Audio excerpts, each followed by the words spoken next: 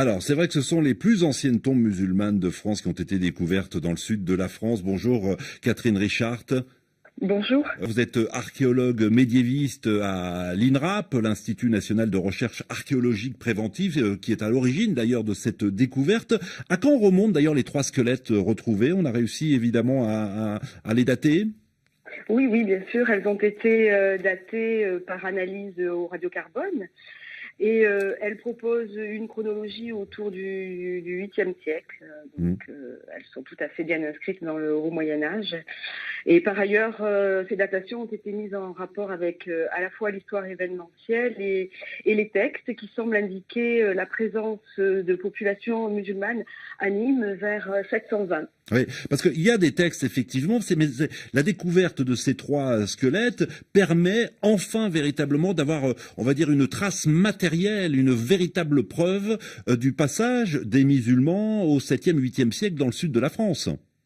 Et oui, parce qu'il était quand même incroyable que au cours de l'expansion musulmane, qui touche bien entendu l'Espagne, le sud de la France ne soit pas touché, alors qu'on savait par ailleurs qu'il y avait également quelques épisodes de confrontation sur l'Italie. Vous en retenez quoi, vous, Catherine Richard, exactement? Eh bien, déjà, je veux dire du point de vue des analyses paléogénétiques, parce que c'est quand même très intéressant ce qu'ont fait nos collègues Yves Glaise et Jean-Yves Breuil sur cette fouille. Ils ont tout de suite opté pour la mise en place de réflexions pluridisciplinaires.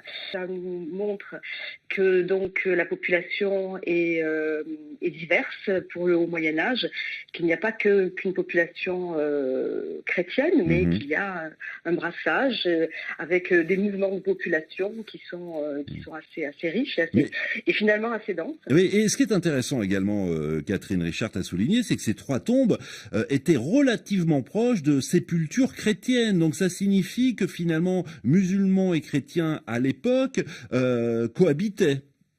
Oui, et c'est intéressant effectivement de le souligner, c'est-à-dire que ces tombes, les fouilleurs indiquent bien qu'elles sont dans une même zone funéraire.